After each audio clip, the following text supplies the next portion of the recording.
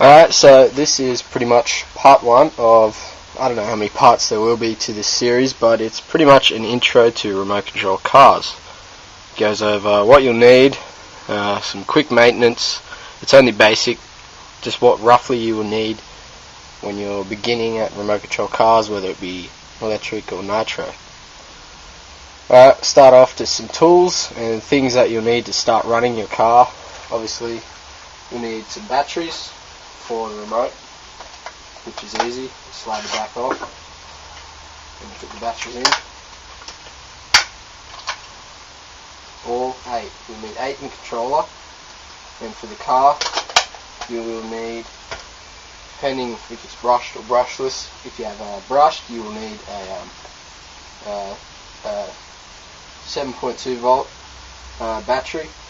Doesn't matter what brand, but depending on your motor size, it will matter how big it is. This is 4600 milliamp. This is running a 15-turn motor. But yeah, you need battery. You'll need a charger for that. And you can choose the amps. It has a start to stop. This is a Prolux Unico. Costs about $50.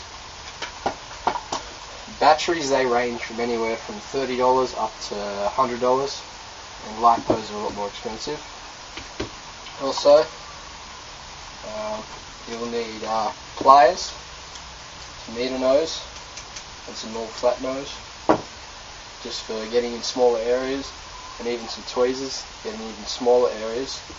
And you'll need a tiny hex wrench, just for wheels and small nuts. Always good is some thread lock, just to sort of tighten up things that if they're metal to metal, you will need thread lock. There's no doubt, because they will undo themselves and they can cause a lot of damage. Another thing is a paintbrush. It's good for just dusting down the car. You can just dust it off lightly and then use compressed air or an air compressor or something to blow the air off. A good screwdriver set is always handy. All different sizes, but a decent set, not just mismatched ones, because every car is different. Diff grease, or just grease, is very handy. It's not necessary, but it is very handy. A good hex wrench set, that's always great, because I think just about every type of remote control car has hex wrenches on it somewhere. Alright, that's just for electric. For nitro, you will need, let's see if we can get this a bit better.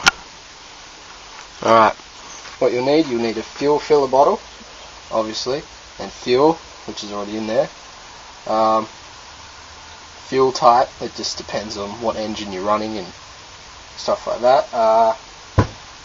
You'll need the igniter. This, or if you buy a starter kit, the fuel bottle, the igniter, the charger for the igniter, a tuning screwdriver, and a hex wrench.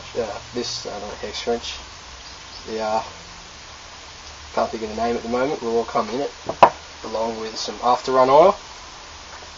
Another type of igniter is this one.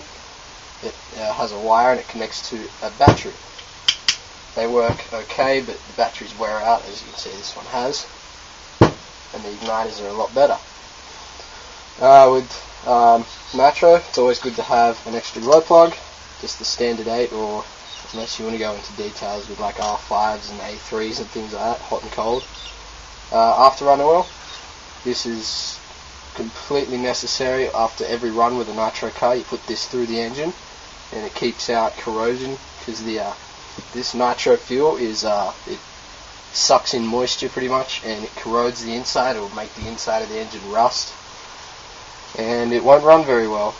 Plus, if you use the afterrun oil, the next time you go to start it, it will start a lot easier. Another thing is air filter oil. You need that.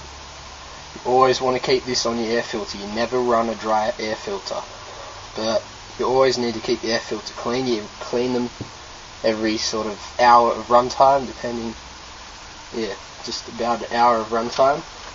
Fuel line, spare fuel line, that's always handy. This is just standard, or you can get this is extra thick walls. It's firm and won't have as many splits as this. Another thing is to have just a pen or texter or something and a bit of paper just to write down. When you tune the engine, it's always good to write down how many turns you've turned the needles, so if you ever make a mistake you can always go back on it. Right, your car could come with one of these. In that case it's easy, you just slip the double A's in, away they go. Or it could come with a hump pack. In that case, before you run the car, you'll just need to charge it with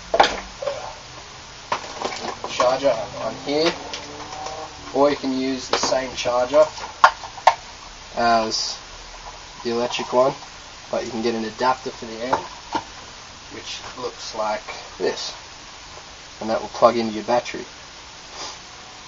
But some hump packs and flat packs, they have different connectors, so these ones are different. You can get different adapters for each style of battery, different on and off switch for each style of battery. But yeah, that's basically what you'll need just for simple running and quick maintenance of your remote control vehicle. Don't think there will be anything else that you need, but another thing is when you're working on your car, it's always good to have a toolbox over there. That's just like a fishing tackle box, and you can just put screws in there, everything like that. Another good thing is when you're working on the car, it's always good to work on a towel or a blanket, just anything. When you drop the screws, they won't bounce on hardwood, they won't go as far and you won't lose as many. Another thing is have a rag. You can use that just for cleaning the car, give it a wipe over, stuff like that.